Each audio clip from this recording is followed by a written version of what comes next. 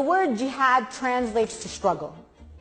It could be all kinds of struggle, but the actual word translates to struggle. I think as an Arabic speaker, I should be the one to define what jihad means and not Google, which is not Arabic, right? Just making that clear. Anyway, I went to a big Muslim convention just this past year. And I went to a Muslim banquet. I did a keynote speech, and I was trying to like motivate these Muslims to, organize in the resistance. And I said to them that there was a story where a man asked our beloved Prophet Muhammad, may peace and blessings be upon him, what is the best form of jihad or struggle? And then our beloved Prophet Muhammad, may peace and blessings be upon him, responded and said, the best form of jihad or struggle is a word of truth to a tyrannical ruler. That's it. Right? Right? That's what happened. Everybody clapped. It was great. Chatted with some folks, and I went home. The next day I wake up and I'm trending on Twitter.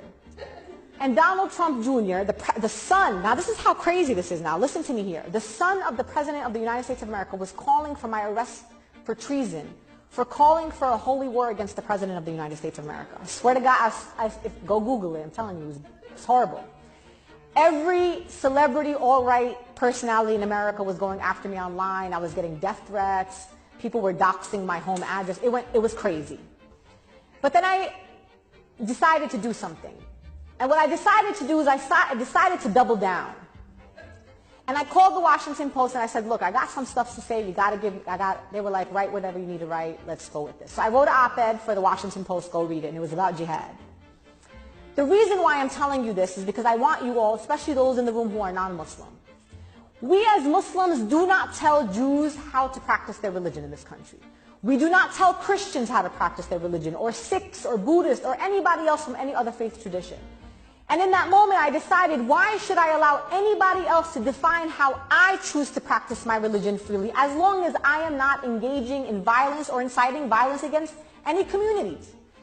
And why will I allow people who are clearly anti-Muslim to define my religion for me? How is someone who's anti-Muslim going to define what Sharia is, or what jihad is, or what other concepts in Islam are? For me, I drew a line. And I said, you know what? It's not happening on my watch. And I'm going to defend my right in this country to be a full Muslim. And I also have the Council on American Islamic Relations who's going to defend my right to be a full Muslim in these United States of America. So if there are questions that you have about Islam, if there are things, I don't want you to be shy. I don't want you to feel like questions are inappropriate. I love when people ask me questions about Islam. Is it true this? Is it true that? What do you think about this? That's cool. If you want to know about Islam, it might make sense for you to ask a Muslim. That's my advice.